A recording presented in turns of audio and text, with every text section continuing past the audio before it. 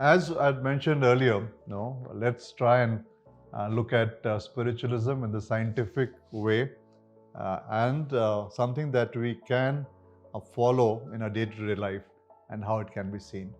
So what I shall do is I'll pick up some books and try to read some points and some paragraphs from there and try and see how do we understand it together collectively, and then take this process forward.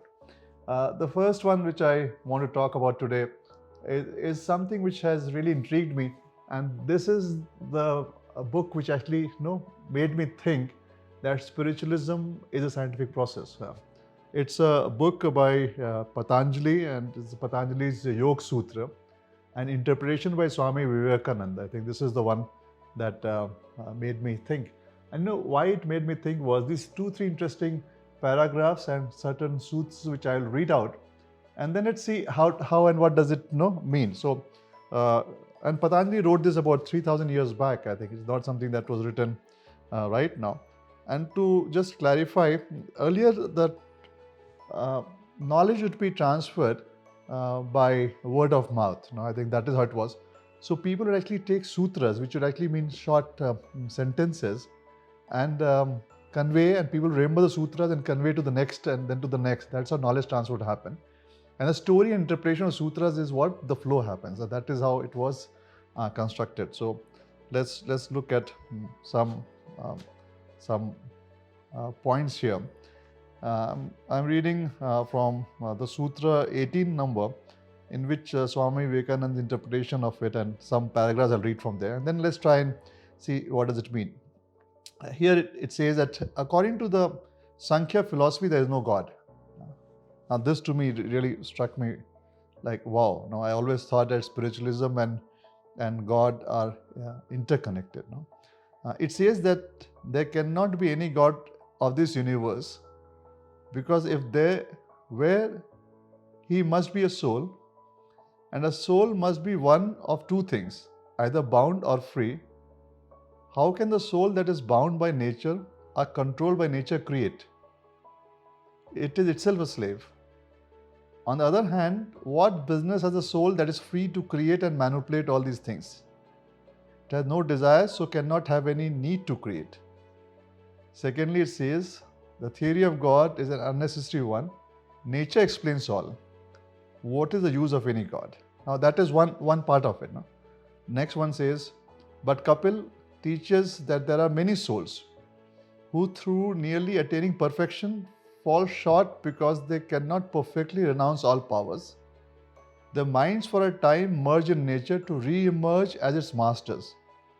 We shall all become such gods, and according to the Sankhya's, the God spoken of in the Veds really means one of these free souls. Now, does it explain the concept of crores of gods that you talk of? Was that the concept that each individual is a god in himself or herself? Was it that was being referred to, which got interpreted as so many gods? No, I think maybe so. Let's carry on. It says that beyond them, there is not an eternally free and blessed creator of the universe. On the other hand, the yogis say, not so. There is a God, there is one soul, separate from all other souls, and he is the eternal master of all creations, the ever free, the teacher of all teachers. The yogis admit that those the Sankhyas called merged in nature also exist. They are yogis who have fallen short of perfection, and though for a time debarred from attaining the goal, remain as rulers of part of the universe. Wow. Now we have two philosophies. One says the concept of God does not exist, and each individual can be a God. Other says there is a God, who believes that. Now, where in the world do you see philosophies like that? In the same sutra, in the same explanation, you're talking of that you can attain enlightenment or be spiritual even if you don't believe in God. But it also, we go further to see how it talks that if you believe in God, how do you attain enlightenment? So there are so many options that is there for you to attain enlightenment, and that is when the thought struck to me. That's a very scientific process. It is not something in which we just have to blindly follow something. You have the right to debate, discuss, understand, and then figure out what is the process and what is the path for it. and what you believe in, follow that. No. Then if I take you to Sutra number 20, it says to others, this samadhi comes through faith, energy, memory, concentration, and discrimination of the real. No? These are they who do not want the position of gods or even that of rulers of cycles. They attain to liberation. So the process, they say, and we'll go deeper into this, that faith, energy, memory, concentration, and discrimination of the real, even if you don't believe in God, can lead you to enlightenment. Amazing. Now, then Sutra number 21 says that success is speedy for the extremely energetic, which is good, which we all understand. And Sutra number 22 says the success of yogis differs according to whether the means they adopt are mild, medium, or intense, which again in the corporate world we understand that very well. And then Sutra number 23 says, or by devotion to Ishwar. It says that again you can be enlightened if you have devotion to God. Unbelievable. I think just 3,000 years back, you have somebody writing about spiritualism.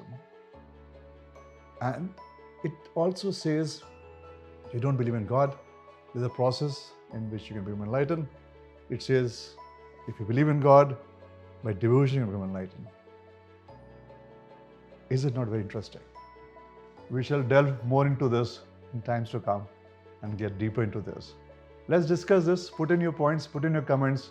Let's solve this point, or let's solve this issue that spiritualism is for everyone. It's a scientific process. Every individual on this face of the earth has the right to become enlightened, has the right to be spiritual.